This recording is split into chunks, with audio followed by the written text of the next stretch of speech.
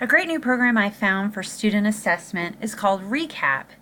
It's very easy to find. It's on letsrecap.com and it's super duper easy to set up, and it's a great way to formatively assess your students. So I'm going to go through how you would set it up and get going with it.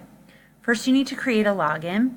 Once you do that, it'll bring you to a page that looks like this. In here is where it will store all the different subjects and questions that you've asked your students. For instance, here's one I created called Patterns. I've also started a sample one called Chapter 1. I plan to use this for the novel studies I do with my students, to ask them some questions, to get some real-time answers. Let me show you how we'll set it up. So the first thing you do once you get here is you go to Add Cue. You decide what the topic is you're studying. So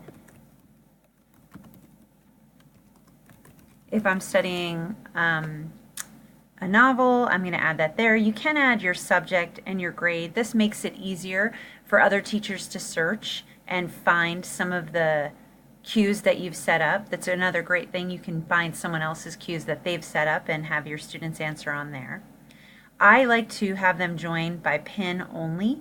You can also, if your students have email, you can set it up that way. But since I teach elementary school, we don't have a whole lot of emails. So we're going to go by join pin only.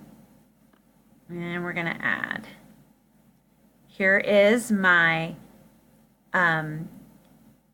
cue that the students, or the letters that the students need to enter when they want to answer any of my questions. And they can do this on a mobile device. If you upload Let's Recap, the app, then when they go in, they can sign in just using these letters. Or they can go online on the computer if they're using laptops here at this website here. So let's get set. We have our pin, and this is where we need to add our questions. So I might add questions such as which character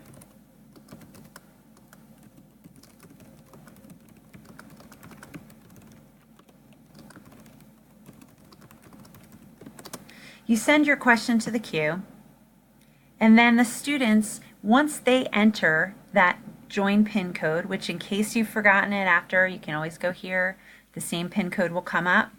Once they've entered that pin code, then they can answer the questions, and it shows up almost like a Twitter feed.